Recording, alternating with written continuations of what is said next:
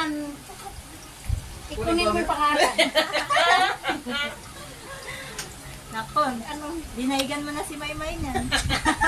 Baka mo ako isama sen. Sala yun. Dami, bigyan ako ng lima ha. Tumawag sa akin kasi sabi niya, pwede mag-date tayo. I-date mo, sige, mag-date ka sa mukha mo. Peter, bakit kahihingi ka sa akin ng pirang maliit? Mag-date ka. Hiningihan kang pera, te? Oo, sabi ko, paano naman unang pira pahingi naman para mag-date tayo? Ikaw na lang kaya mag-isa mag-date. Ikaw na lang mag-isa, ikaw lang magtatrabaho. Ikaw dapat yung bigyan ng pera. Hindi ko ikaw magbibigay. Siya humingi.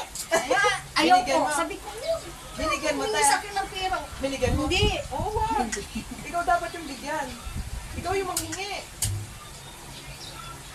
Magkano hinihingi sa'yo?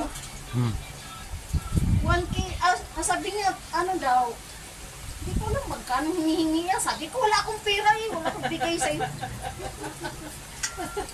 Maghanap ka ng, ano, Ano? Pero sinagot mo na. hindi. Ba't sinagot mo agad? Ang dami. Ang dami. Ang dami-dami, taga-Masbate. Mayroon pa nga doon, oh. Sa Manila Taga-Masbate. Yung taga-Masbate, mayroon din, oh. Nakagusto din niya sa akin. Sabi niya, uy, pwede na. Ay, sabi ko sa kanya, nung ginagawa ko dito, nagbibisita ako, gusto. Sabi niya, pag nag-drive siya, parang kita kanina. Ay, baka mabunggo ka. Sabi ko, baka mabunggo ka. Dapat hindi nakatingin palagi sa'yo. Nakalingon, nakatitig siya. Ano din siya, collector ng ano. Pwede pala yan eh. Kunin mo yung pera. Collector pala eh.